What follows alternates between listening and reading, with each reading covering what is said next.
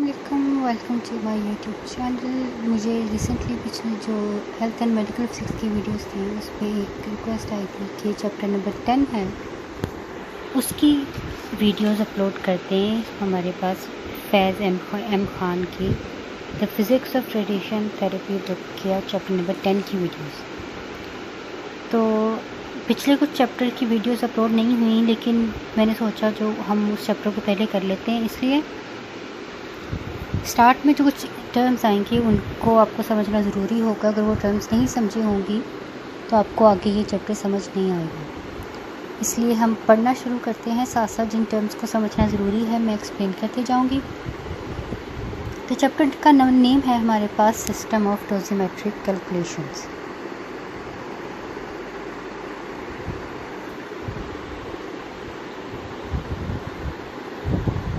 इसको हम स्टार्ट से पढ़ते हैं। Several methods are available for calculating absorb dose in patients. Two of these methods using percentage depth dose and tissue air ratio. अब ये दो मेथड्स हमारे पास होते क्या हैं? परसेंटेज डेप्थ डोज हम उसको कहते हैं which relates the absorb dose deposited by radiation beam into a medium as it varies with depth along the axis of the beam. और जो हमारे पास होती है टिश्यू एयर रेशो, ये होती है हमारे पास ratio of the dose to water at a given depth to the dose in air measured with the buildup gap. इसको हम TAR capital is equal to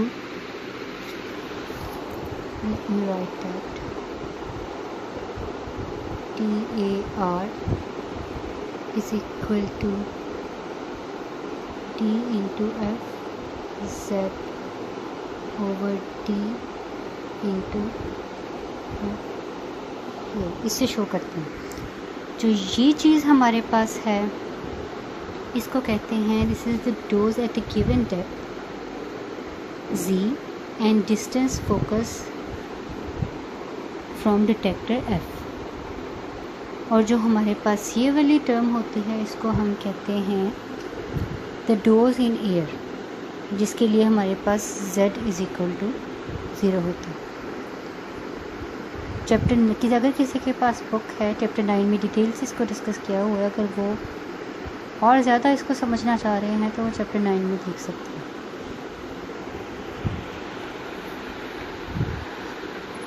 However, there are some limitations to these methods. For example, the dependence of percentage depth dose on the source surface distance makes this quantity unsuitable for isocentric techniques. इसका मतलब ये है कि जो हमारे पास percentage depth dose की dependence है source surface distance पे, इसमें इन्वर्स स्क्वायर लॉ की बेस पे इसको यूज़ करते हैं कि जितना ज़्यादा सोर्स का आपके सरफेस से डिस्टेंस ज़्यादा होता जाएगा उसकी इंटेंसिटी कम होती जाएगी। और जो डेप्थ है उसकी जो डेप्थ डोज इसकी एब्जॉर्बेंस की डेप्थ है वो डिपेंड ही कर रही है कि कितनी उस पर जो हमारी रेडिएशन आ रही है वो कितनी एब्जॉर्ब हो रही है। तो उसकी वजह से डिस्टेंस के वेरी होने की वजह से जो ये वाला मेथड है हमारे पास परसेंटेज डेप्थ डोज का कि वो हमारे पास इफ़ेक्टिव नहीं है, लिमिट हो जाता है। क्योंकि अगर हमने डिस्टेंस चेंज कर दिया है तो ज़्यादा कर दिया है तो उसकी इंटेंसिटी कम हो जाएगी। तो वो हमें फिक्स कर देता है कि हमने इतना डिस्टेंस रखना ही रखना सरफेस और सोर्स के दरमियान में।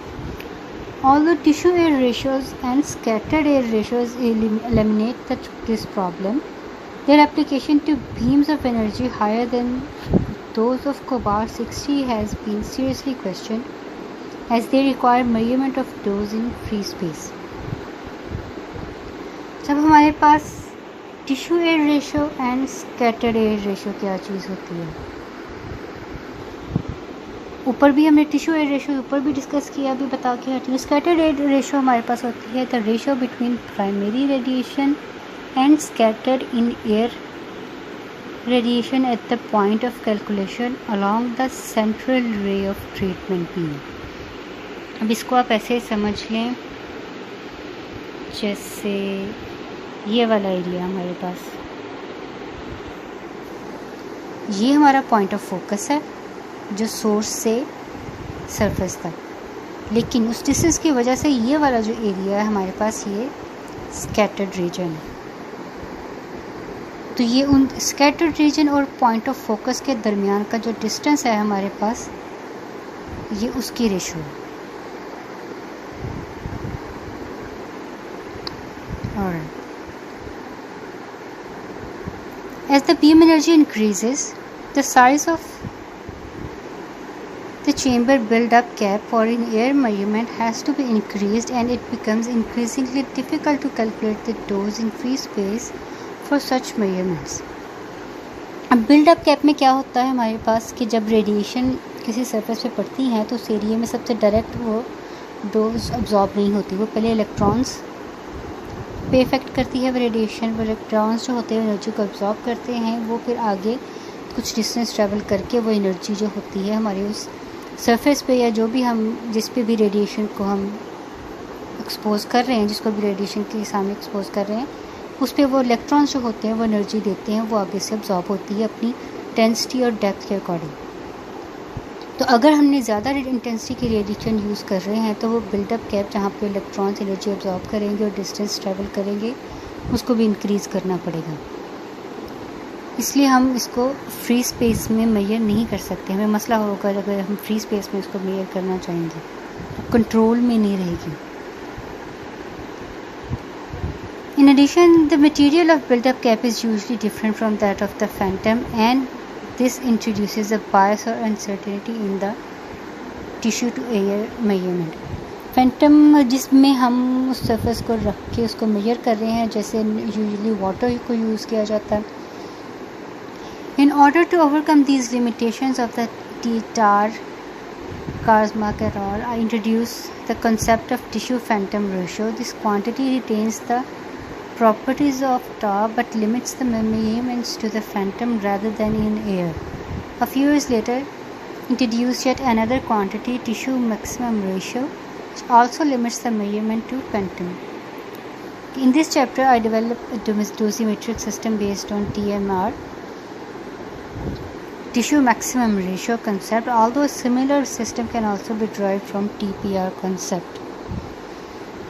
अब सबसे पहला हमारे पास डोज कैलकुलेशन पैरामीटर्स कि अब इसमें क्या कर रहे हैं, जो स्कैटर्ड रेशियो है उसको इग्नोर करके जो फैंटम का एरिया है उसमें जो डोज अब्जॉर्ब हो रही है सिर्फ उसको फोकस करना है हमें। क्योंकि अगर हम ये जो स्कैटर्ड एरिया है इसको हम इग्नोर कर भी दें, ब्लॉक कर दें सोर्स तक आने से के, तो जो जहाँ पर जो हमारे पास रेडिएशन अब्जॉर्ब हो रही है उस पर उसका कोई इंटेंसिटी पर कोई फ़र्क नहीं पड़ेगा, क्योंकि ये हमारा फोकस्ड एरिया है जहाँ पर रेडिएशन का ट्रीटमेंट चाहिए हमें। तो जो हम ब्लॉकिंग करेंगे वो हम जो एक्स्ट्रा रेडिएशन अब्जॉर्ब हो रही है एक्स्ट्रा एरिया में उसको ब्लॉक करेंगे, लेकिन वो जो हमें रिक्वायर्ड टारगेट है वहाँ पर तो रेडिएशन अब्जॉर्ब होगी जितनी इंटेंसिटी हमें चाहिए। तो फर्स्ट टॉपिक्स में है dose calculation parameters. The dose to a point in a medium may be analyzed into primary and scattered components. ये वाला जो डायरेक्ट एरिया पे आ रहा है ये हमारा प्राइमरी है, और जो स्कैटर्ड कंपोनेंट्स हैं वो जो बीम हमारे पास स्कैटर हो रही है थोड़ी सी, जितनी भी एरिया में हो रही है वो हमारा स्कैटर्ड कंपोनेंट है, वो जाके हमारी डोज पे भी इफ़ेक्ट कर रहा है अगर हमने उसको ब्लॉक नहीं किया हुआ। The primary dose is contributed by initial और original photons emitted from the source, and the scattered dose is the result of the scattered photons. The scattered dose can be further analyzed into collimator and phantom components, since the two can be varied independently by blocking. For example, blocking the portion of the field does not significantly change the output or exposure in the open portion of the beam, but may substantially reduce the phantom scatter. Phantom scatter मतलब हमने अगर उसको ऊपर से block कर दिया है, जो एक्स्ट्रा स्कैटरिंग हो रही है, रेडिएशन अब्सॉर्ब हो रही है, वो चेंज हो सकती है, वो रुक सकती है या कम हो सकती है, डिपेंड करता है हमने किस चीज़ से ब्लॉक किया है उसको। The above analysis presents one practical difficulty, namely the determination of primary dose in a Phantom which exclude both collimator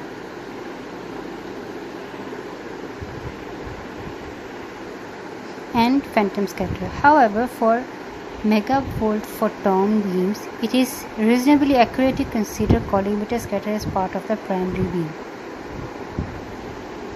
so that phantom scatter could be calculated separately. अगर हम बजाय के स्टार्ट से ही उसको सेपरेट कंसीडर करेंगे, हम start करने की बजाय अगर हम उसको स्टार्ट में एक ही बीम कैलकुलेट करें, उसके बाद उनको सेपरेट भी देखें कि उसका सेपरेट क्या क्या इंटेंसिटी थी या उसका इफेक्ट कितना था, उसके बाद हम ताकि अलहदा से बाद में डिटर्मिन कर सकें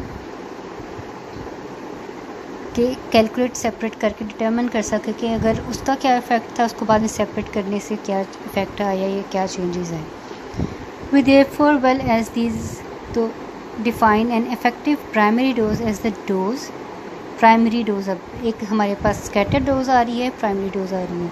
तो effective primary dose as the dose due to primary photons as well as dose scatter from the collimating system. Effective primary dose एक सिंपल प्राइमरी डोज. अब इफेक्टिव प्राइमरी डोज जैसे हमने कहा कि स्टार्ट से ही उसको हम सेपरेट डील नहीं करेंगे, स्कैटर्ड हो या प्राइमरी हो, हम उनको एक ही डील करेंगे. तो उसको हम यहाँ नाम दे रहे हैं इफेक्टिव प्राइमरी डोज. तो उसको वो हमारे पास होगी dose due to primary photons as well as the scatter from the collimating system. The effective primary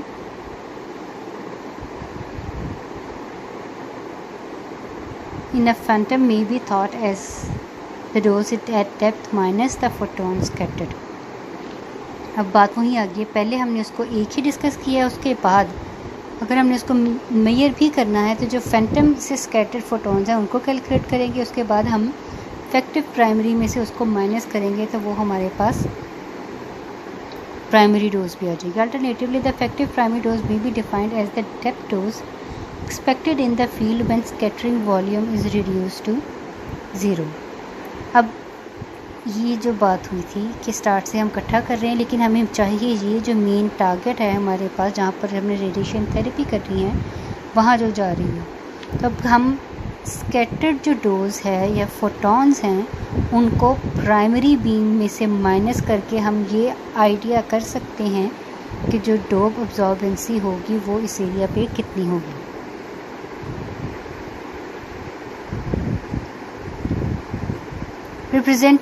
Representation of primary dose by the dose in a 0 into 0 field poses conceptual problems because of the lack of lateral economic equilibrium in narrow fields in megavoltage photon beams. This issue has been debated in the literature 8 to 10. 8 to 10 chapters हैं, इसमें आपको थोड़ा सा जाना पड़ेगा क्योंकि अगर मैं भी यहाँ पर सारी चीज़ें एक्सप्लेन करना शुरू हो जाऊँ तो फिर चैप्टर ही कवर होंगे पूरे. But practical solutions are still not agreed on. Systems that use electron transport in the calculation of primary and scattered components of dose would be appropriate but are not as yet fully developed and implemented.